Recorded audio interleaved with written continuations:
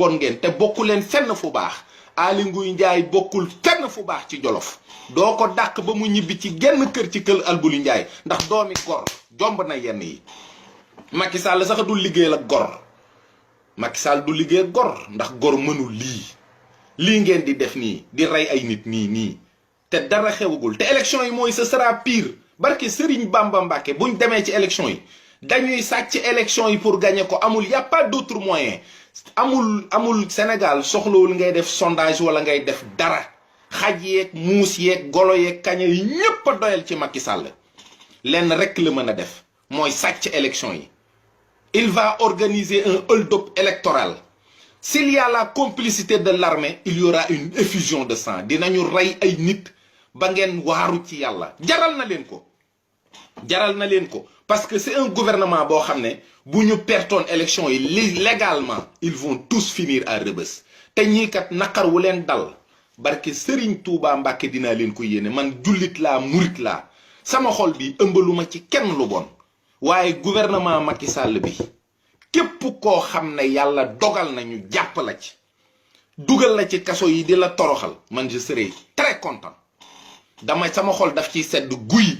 yéen li ngeen def ba yéen ñi ngeen di rey sax ñoo c'est-à-dire da ngeen di reyal koo xam ne kooku képp la am da ngeen di reyal koo xam ne benn la am benn boobu mu am ci yaakaar xale yi jugee njaareem ni mu woowee région de Diourbel y a rien à la région de Diourbel dara amu fa amul fu kenn mën a xëy liggéeyi amul école yu baax amul tous xale yi di fa xëyee di sonn di dox booy ñi dëkk Sàmbe ñëpp ay kilomètres la ñuy dox pour jàngi xoolal ma loolu kii baayam far gàddaay sax réew mi dem Gambie liggéeyi pour doomam mën a jàng ngeen reyal ko nii ba pare toog ci seen bureau yu climatisé uuf seeni jabar ak seeni doom naan dogalu yàlla yal na yàlla rey seeni doom yéen yal na yàlla rey seeni jabar rey seeni mbokk ba ngeen xam lan mooy dogalu yàlla bu ngeen demoon yéen vous n'avez même pas honte barki Serigne Touba yéen vous n'aurez même pas du lu tax ngeen di tudd yàlla dafa def lii yéen a ko def marche étudiant ngeen dem fa avec des balles réelles dem fa yóbbu fa ay balles réelles boobu amu leen intention rey xale yi c'est prémédité jarul ubbi enquête xam ngeen ki rey xale bi xam ngeen ki ko rey y a pas d'ouverture d'enquête y a dara xam ngeen ki ko rey fii ku fi dee rek xam ngeen ko étudiants yi fi dee yépp xam ngeen li leen xam ngeen ki rey Mamadou Diop xam ngeen ki rey waa ji dëkkoon fii Sangalkam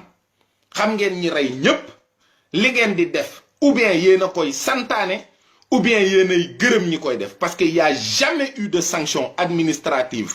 au niveau de l'armée du Sénégal il n'y a jamais eu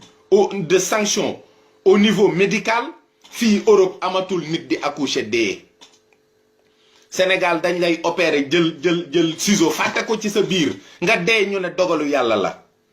dañ lay yóbbu hôpital ñu ne duñ ko laal parce que yorul dara yéen li ngeen di def lépp bu ngeen ñëwee di wër di fen naan ay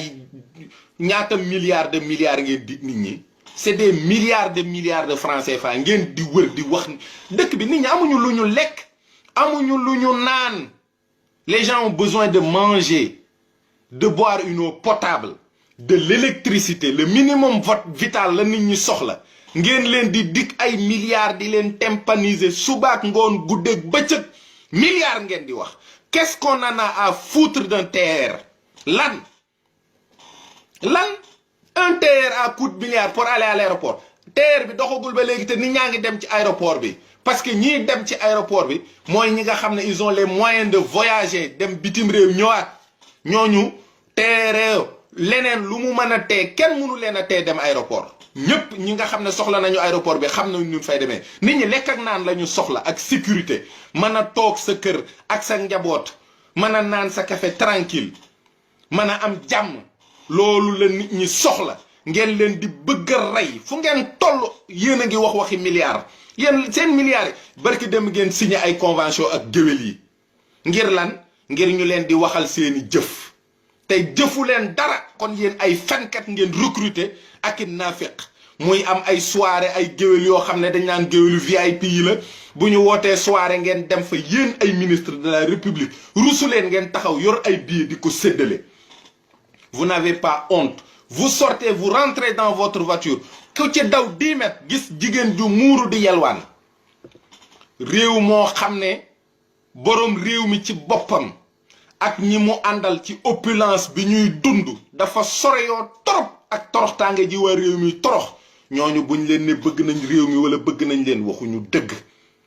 Macky Sall ak ñi mu àndal duñu niti dara duñu niti dara duñu ay niti dara